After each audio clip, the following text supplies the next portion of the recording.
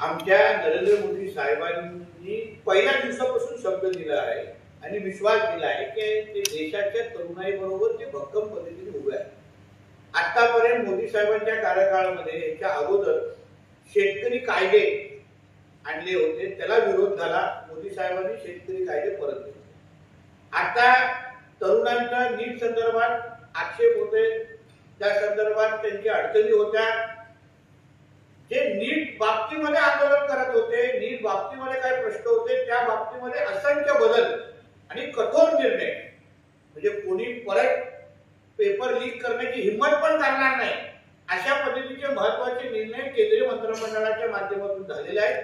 पण शेवटी देशाच्या तरुणांना खरा आवाज ऐकण्याचं काम हे आदरणीय मोदी साहेबांनी परत एकदा केलेलं आहे, वारंवार केलेलं आहे आणि परत एकदा केलेलं आहे.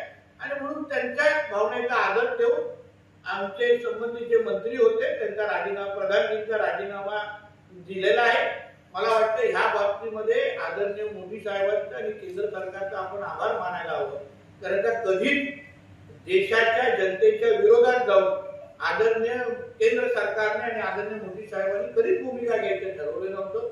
आज जे जे त्यांच्यावर टीका करताय, जे जल्लोष करताय, काँग्रेसने त्यांच्या कालावधीमध्ये पेपर लीकच्या बाबतीमध्ये किती राजीनामा घेतला, किती त्यांच्या मंत्र्यांनी, कधीतरी राहुल गांधींनी, कधी कधी त्यांच्या आजूबाजूला मांडीला मांडी लावणारे जे मोदी साहेबांवर आज टीका करतायत ना, तरी एक प्रश्नाचं उत्तर द्यावं की काँग्रेसच्या काळात जेवढे पेपर लीक झाले त्या बाबतीमध्ये एक तरी कधीतरी मंत्र्यांचा राजीनामा घेतला होता का?